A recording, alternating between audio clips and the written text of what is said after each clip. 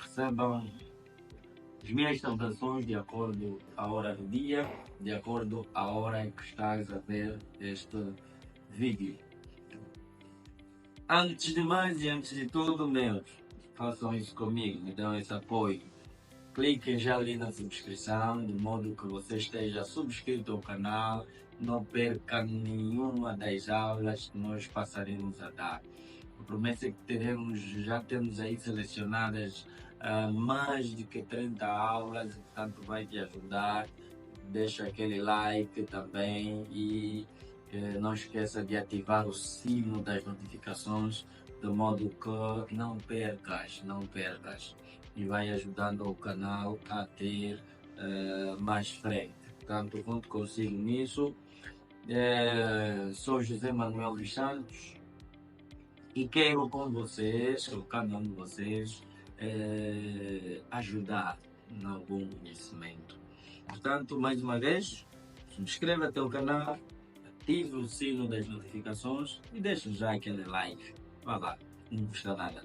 Dou aí 2 minutinhos, 5 segundinhos para isso. Boas. Bom, hoje queremos trazer a aula sobre o Estado e os seus meios de financiamento.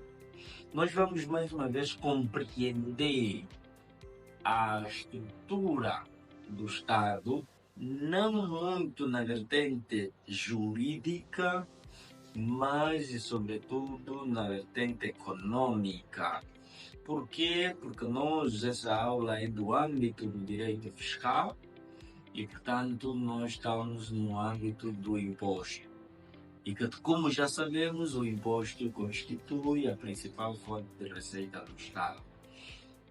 Para o efeito, vamos, por base, utilizar o Manual de Fiscalidade Angolano, escrito por 2 autores benguelenses e obviamente angolanos, Antônio Mambo Pini Cambongo e José Manuel Chintumba dos Santos. Livro lançado em maio, edições esgotadas, mas fica já aqui a promessa de sair a segunda edição revisada e melhorada. Bora lá então entrar na nossa aula. Bom, o que nós queremos aqui é entender a concepção de Estado e, acima de tudo, entender a necessidade do imposto. Para o efeito, nós vamos, junto da Constituição da República de Angola, refletir sobre 2 artigos fundamentais, o 99 e o 101.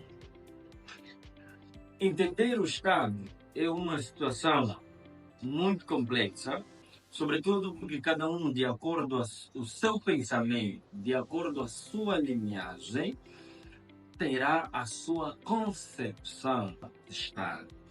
Entretanto, nós aqui poderemos viajar em algumas correntes na perspectiva de que, segundo os antropólogos, as sociedades primitivas inicialmente eram niveladas e notáveis pela falta de autoridade centralizada.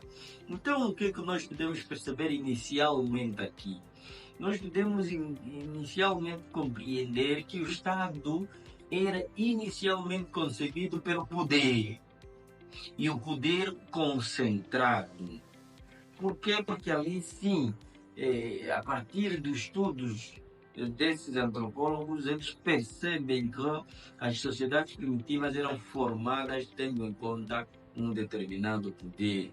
Daí que alguns filósofos entenderam que o fim último da concepção do Estado era definido pela presença do macho alfa. Isto queremos dizer o quê? Queremos aqui dizer que muitas das vezes era entendido pela coação dos fracos pelos fortes. Ou seja, inicialmente, e isso é simples de perceber, as sociedades, as comunidades, as tribos mais fortes dominavam as tribos mais fracas. E, entretanto, o Estado era formado tendo em conta, mais uma vez, o poder. É por aí que estudos indicam que os conceitos de Estados trazidos de acordo com aquilo que se percebe sobre o Estado a nível contemporâneo, foi dito em primeira vez por um estrategista militar no seu livro Arte de Guerra, bem como no livro Príncipe de Nicolau Maquiavel, aonde eles trazem, sobretudo Nicolau Maquiavel, ele traz uma forma, o Estado como uma forma máxima de organização humana, aonde acima dele só a comunidade internacional. Portanto, aqui começamos já a entender o Estado como uma organização.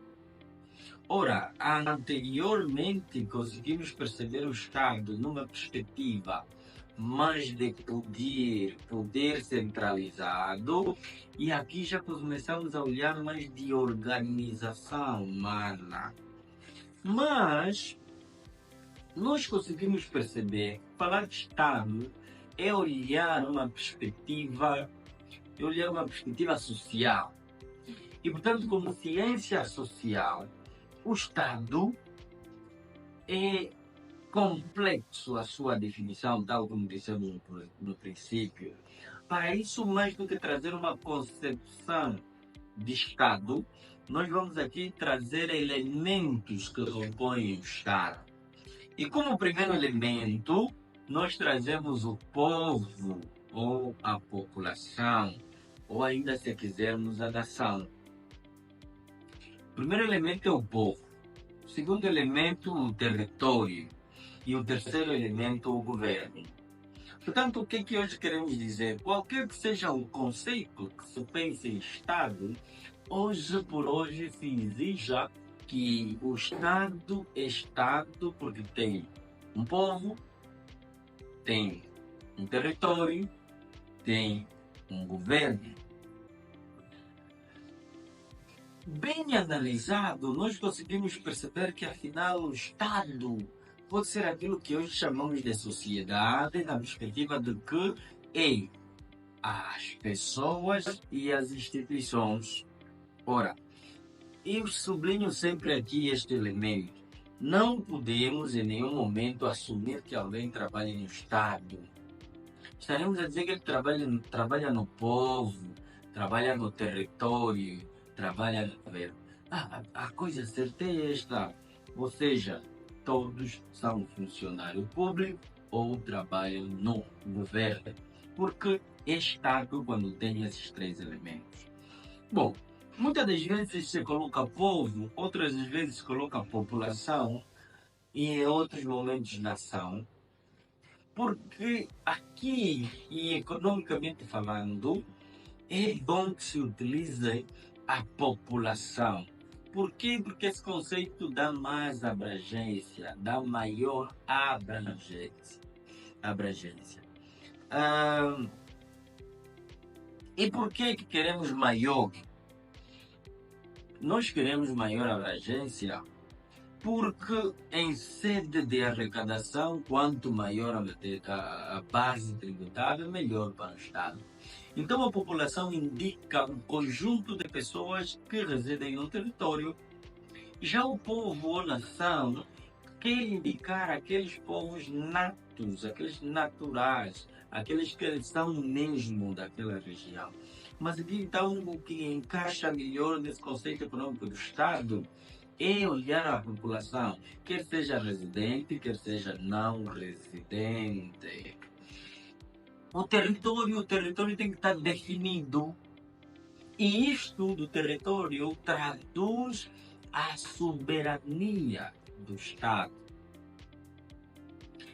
Por quê? Porque não podem dois Estados estarem a exercer poder sobre o mesmo território. E o território tem um papel papel importante e fundamental na definição do Estado ou na própria soberania do Estado. Lembremos nós, e para aqueles estudiosos da Bíblia, conseguem perceber que os primeiros livros existia muita guerra. E esta guerra era por causa da próprio povo bíblico. E não só estava nós vemos que à procura da terra prometida. Então, reparamos que é um tesouro grande a terra. Portanto, o Estado tem um tesouro, porque tem terra. E o governo faz a gestão ou a organização. É portanto aqui sublinhar que o facto de ter um governo não é uma questão de termos o poder centralizado, mas aqui, de acordo com as perspectivas maquiavélicas e não só, é uma perspectiva daqueles que têm o poder de organizar o povo ou a população residente neste território. Ora, falar de povo, falar de população, é economicamente falar de necessidade. Tanto uma pessoa representa várias necessidades. Mas aqui, como estamos a falar do Estado e conseguimos entender que todos nós somos o Estado, nós temos que perceber que o Estado está preocupado com as necessidades coletivas. E o que são necessidades coletivas? Tanto muito se diz que necessidades são tudo ou aquilo ou algo indispensável. Alguns vão dizendo claramente que é um estado de carência. Portanto, aqui conseguimos perceber que a necessidade é aquilo útil, aquilo sobre o qual não conseguimos viver. Mas aqui temos que sublinhar que ela é necessidade coletiva, porque é uma necessidade que deve ser sentida pela coletividade, pela população.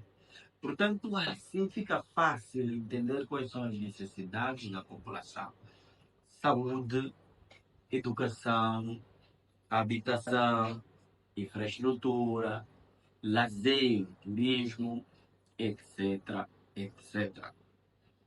Porém, mais do que estudar a necessidade primária e secundária, aqui nos importa perceber que a necessidade só é coletiva porque tem de ser legislada num documento chamado OGE e não pode ser individualizada. Até o próprio povo bíblico estava sedento à procura da terra.